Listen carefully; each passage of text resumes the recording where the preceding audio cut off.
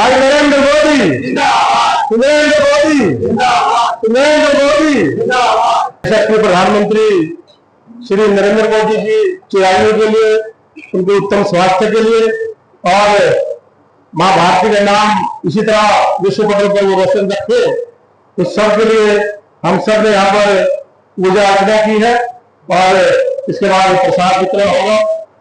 हम सभी कामना करते हैं माँ भारती के सच्चे सपूत ये सच्चे प्रधानमंत्री ऐसे ही दीर्घ काल तक भारत माता की सेवा करते रहे। सबसे लंबा कार्यकाल हमारे प्रधानमंत्री नरेंद्र मोदी जी अपना पूरा कर रहे हैं और उन्होंने देश की उन्नति और तरक्की के लिए ऐसी योजनाएं लाए हैं।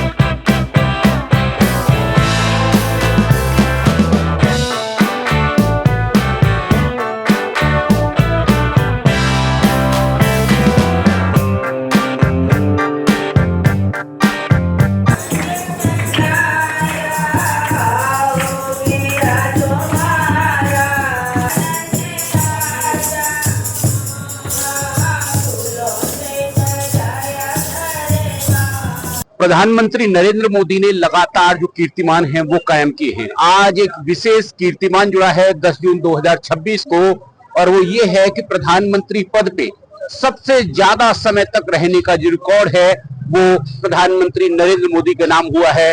उन्होंने कुछ समय पहले इंदिरा गांधी को पीछे छोड़ा और अब जवाहरलाल नेहरू जिनका बहुत बड़ा कार्यकाल रहा उसको पीछे छोड़ दिया और सर्वाधिक दिनों तक पीएम के पद पे रहने वाले हिंदुस्तान के पहले व्यक्ति बनने का गौरव प्राप्त किया है। इसी श्रृंखला में भारतीय जनता पार्टी के तमाम जो नेता हैं, कार्यकर्ता हैं, वो लोग पूरे देश भर में जश्न मनाते हुए, भंडारा करते हुए, हवन करते हुए, प्रभु से प्रार्थना करते हुए अपने यशस्वी नेता के लिए।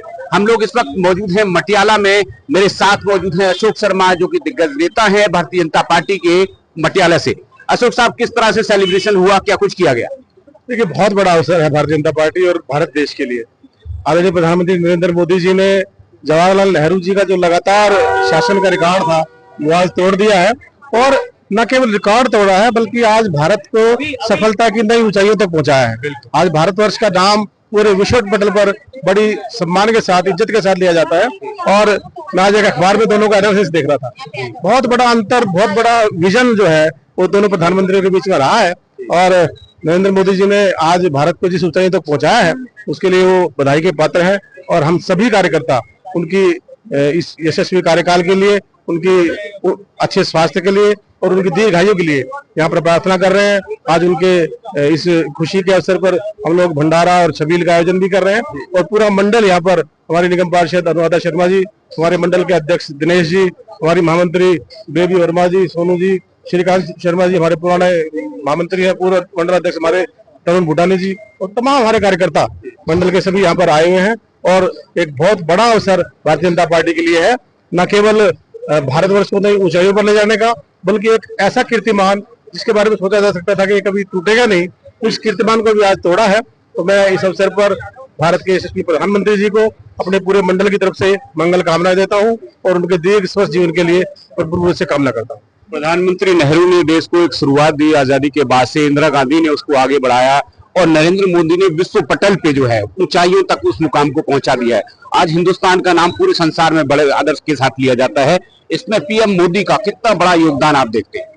देखिए, पहले और आज का, मैं एक अखबार में कल आलेख भी पढ़ रहा था और उसमें दोनों का बहुत स्वस्थ हेल्दी कंपटीशन भी दिया गया था। उस टाइम पर योजनाएं बनती थी लेकिन उनका क्रियान्वयन नहीं होता था। नेहरू जी का एक जो उनका विजन था वो ये था कि वो बड़ी बड़ी सभाओं में और अच्छे बड़े घरानों में उठना बैठना पसंद करते थे।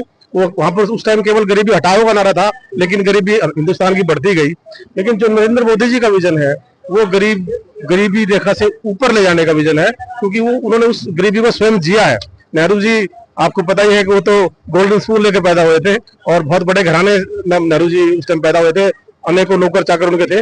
लेकिन मोदी जी ने उस जीवन को जिया है, उस गरीबी को झेला है, गरीबी के उस दंश को झेला है, और उनके दर्द को समझते हुए आज उनके मन में जो पीड़ा है वो केवल गरीबों के लिए है।